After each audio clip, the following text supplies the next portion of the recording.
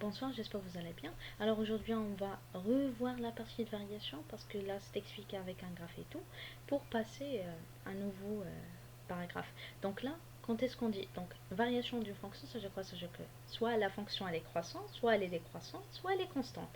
Ce qu'on appelle fonction monotone. Soit elle est croissante, soit elle est décroissante. Elle ne peut pas avoir les deux variations en même temps. Vous allez voir ça après.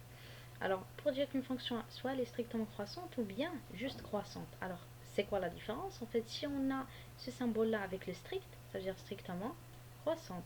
D'accord? Mais si on a ce symbole juste avec ou égal, ça veut dire c'est juste croissante. D'accord?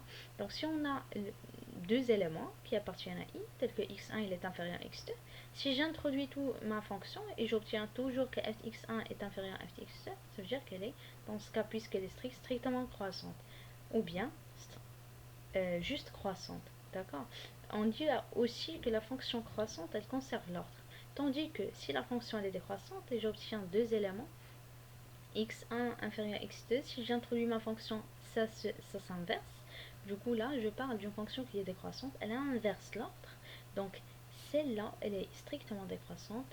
F, elle est strictement décroissante. Si j'ai ou égal, ça veut dire elle est juste décroissante. Voilà.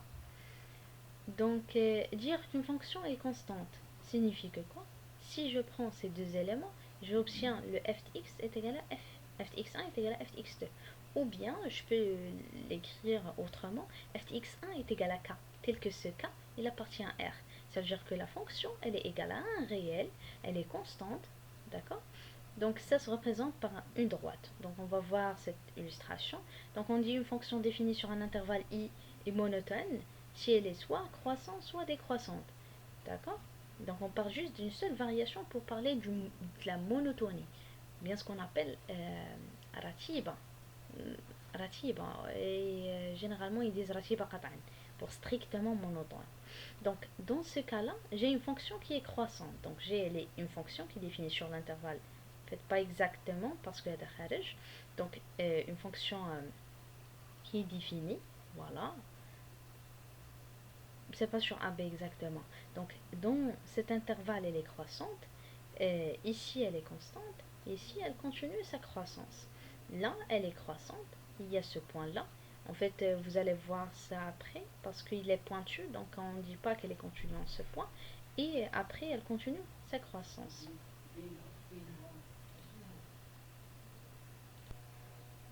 Alors là, on va voir un exemple sur ce que je viens de dire. Donc j'ai une fonction définie, f de x est égal à 7x-5. Donc c'est une fonction polynôme degré 1. Elle est définie sur R. Son ensemble de définition, c'est R, bien évidemment.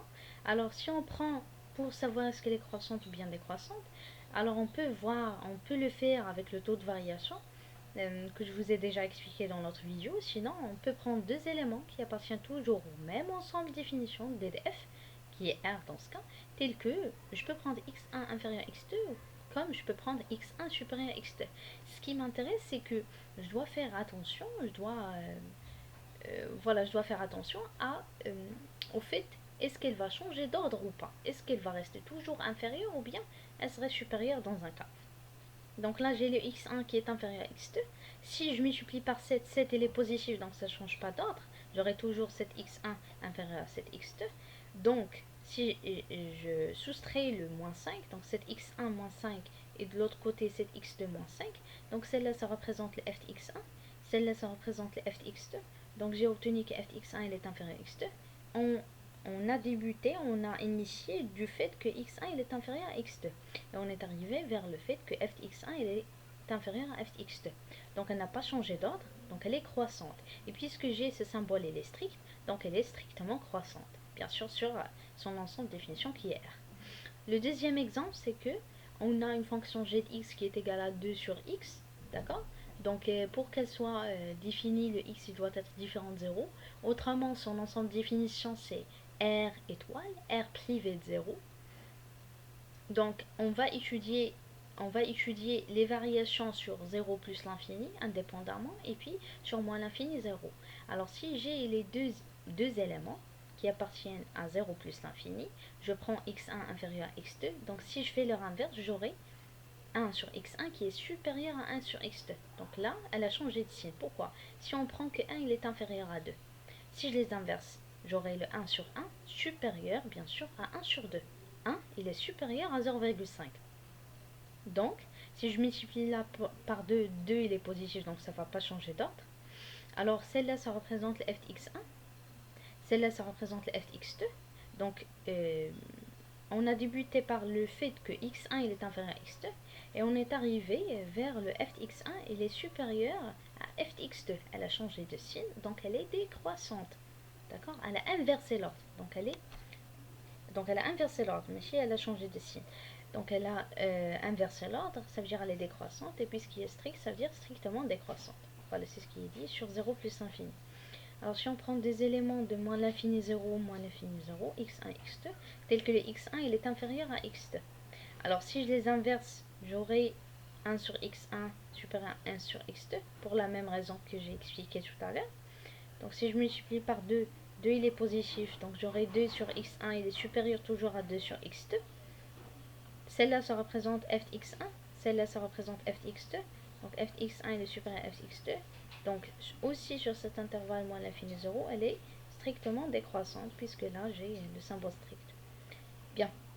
Alors si je veux représenter mon tableau de variation, donc la plupart ne peuvent pas comprendre ça facilement, donc je vais essayer de l'expliquer un petit peu. Alors tout simplement, on met deux traits, et là on met les x, là je mets ma fonction f de x. Bien. Ou bien juste f, comme vous voulez. Sur cette partie-là, vous mettez votre ensemble de définitions. D'accord? L'ensemble sur lequel votre fonction est définie. Et dans ce cas, on a dit que c'est R étoile. Donc c'est moins l'infini, 0 plus l'infini. Bien. Alors, R étoile, ça veut dire le 0, il est privé. 0, il est éliminé de l'ensemble de définition. Autrement, quand j'ai un point qui est privé, donc R privé de 0, R privé de moins 1, ça veut dire je choisis avec le point et je mets mes deux traits. D'accord? Pour montrer que voilà, il n'appartient pas à l'ensemble de définition. On a étudié sur 0 plus l'infini sur moins l'infini 0, on a trouvé qu'elle est décroissante. Donc voilà, on représente par une flèche vers le dessous. Aussi ici. Tout simplement. Alors je vais m'arrêter là pour ne pas faire une très longue vidéo. Voilà, bon courage.